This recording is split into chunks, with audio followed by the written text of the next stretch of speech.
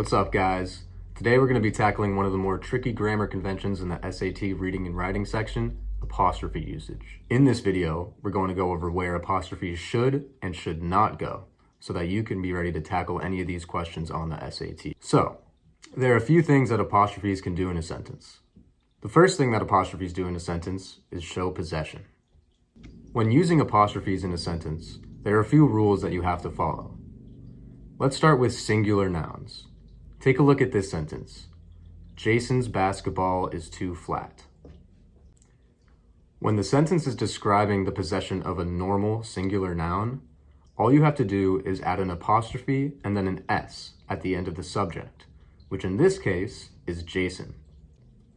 Sometimes, however, the subject will end in an S. Take this sentence for example. Carlos's tennis racket is expensive. When this is the case, there are two ways to use an apostrophe. The first way is to simply add an apostrophe after the S at the end of the subject, which in this case is Carlos. The second way is to, again, add an apostrophe after the S and then add another S after the apostrophe. In both of these instances, the word is still pronounced the same, Carlos's. Now, let's move on to plural nouns. When we're working with plural nouns, such as this sentence, the giraffe's necks are long, all we're going to do is add an apostrophe after the S at the end of giraffes, just like we did in the second example for singular nouns.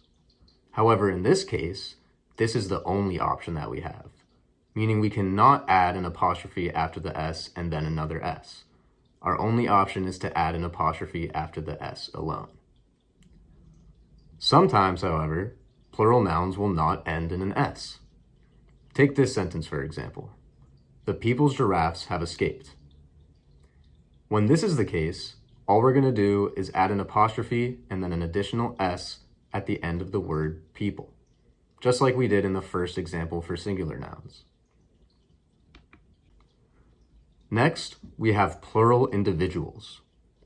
There are two types of cases that you'll see using plural individuals.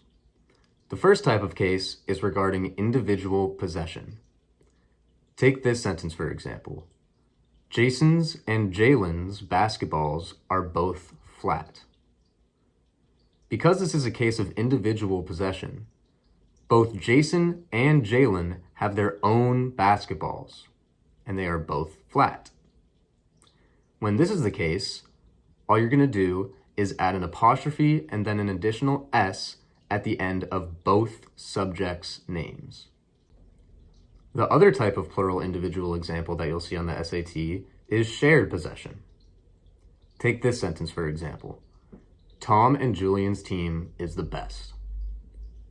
Because this is a shared possession case, both Tom and Julian share the same team. So, in this case, you only add the apostrophe S at the end of the second name, which is Julian. Now that you know how to use apostrophes to show possession, let's move on to the next thing that apostrophes do. Form contractions. Contractions are when two words are merged together, and they're formed by placing a little apostrophe right in the middle of these two words. Some common examples of contractions are I'm, I plus am, you're, you plus are, can't, can plus not, and so on. This can also work for proper nouns, like the word moms, or mom plus is. The key to using apostrophes in this setting is using the context of the rest of the sentence. Take this sentence for example. Mom's taking out the trash. You know that the apostrophe S isn't showing possession because mom cannot possess a verb, which is taking. Look at this sentence. They've lost the championship game. Again, it's the same idea. They cannot possess the verb lost. So you know that it means they have lost the championship game. The last thing that apostrophes do is make pronouns. When we use or don't use an apostrophe to make a pronoun, it can completely change which type of pronoun you are trying to use. Let's look at its versus its, for example. Its with an apostrophe S means it is, like it's time to get a watch. Its without an apostrophe is possessive, like its lifespan is 5 to 7 years. Now this is one of the unique cases where the apostrophe S is not actually showing possession, and instead the lack of an apostrophe makes the pronoun show possession. Here's another example of that unique case. Whose versus whose.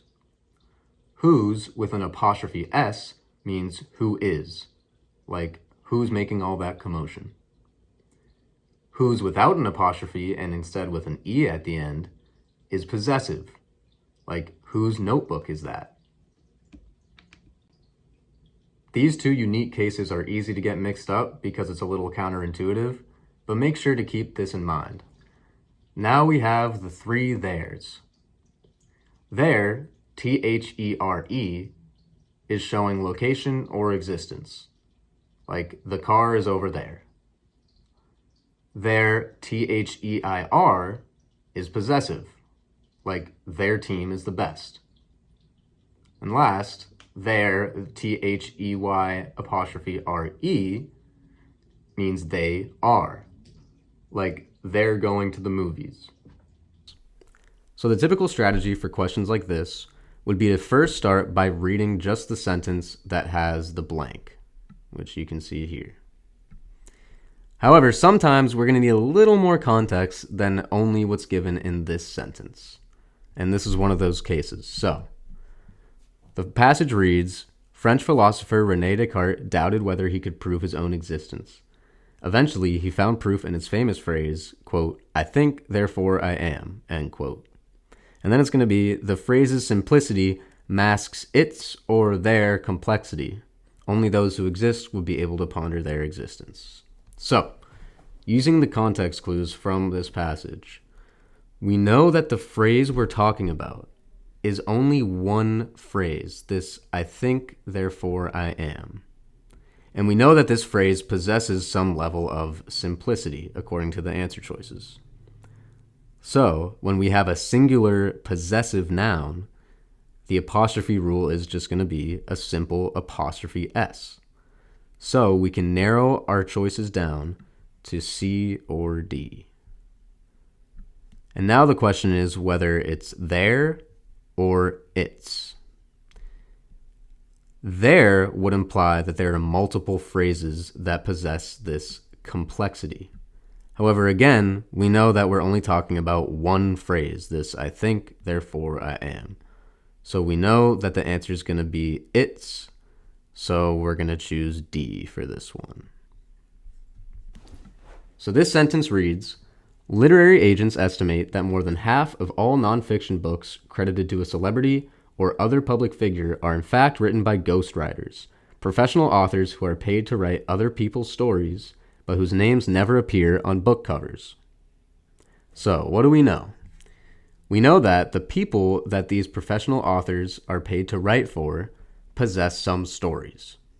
And we also know that the word people implies multiple persons, so it's the plural of person. So we know that we have a plural possessive noun case. And normally, the apostrophe rule for plural possessive nouns, like the word cats, would be to just put an apostrophe after the S at the end of the word. And this would work in a sentence like, the cat's tails are fluffy. However, in this case, the plural noun that we're talking about, people, does not end in S. And when that's the case, we revert back to the singular possessive noun rule, which is just adding a simple apostrophe S at the end of the word. So, we can narrow our answer choices down to either A or D, because those have the apostrophe S at the end of the word people. So now the question is whether it's stories, spelled S-T-O-R-I-E-S, or stories, spelled S-T-O-R-Y apostrophe S. Well, stories with the apostrophe would imply that the story possesses something. And these stories don't possess anything according to the sentence. The stories are just these people's stories that the professional authors are paid to write. So in that case, we just use the plural for story, which is stories, and our answer is going to be A. Let's get into our last question. So this one reads, when they were first discovered in Australia in 1798, duck-billed, beaver-tailed platypuses so defied categorization that one scientist assigned them the name blah, blah, blah. I'm not going to pronounce that. The animal, which lays eggs but also nurses blank young with milk, has since been classified as belonging to the monotremes group. So, our answer choices here are there, which is the contraction they are, their, which is the plural possessive word, its, which is a singular possessive word, and its with the apostrophe s, which is the contraction it plus is. So which answer is the correct one here? Well, what is the subject that we're talking about? We're talking about the animal. Just one animal. Of course, it's referring to the entire platypus species, but in this sentence, it's only talking about the animal, singular. So we can knock off these two, A and B, because this implies plural. So now it's just C and D. It's or it is. Well, let's try it is in this sentence. The animal, which lays eggs but also nurses it is young with milk, has since been classified as belonging to the monotremes group. That doesn't make much sense. So just based off that, we can knock off D, and we know that the answer is C. But we also know that it's C because its is the possessive word. So we're talking about the animal and its young. So the animal's young. It nurses the animal's young with milk. So we know that it's its without the apostrophe, and the answer is C.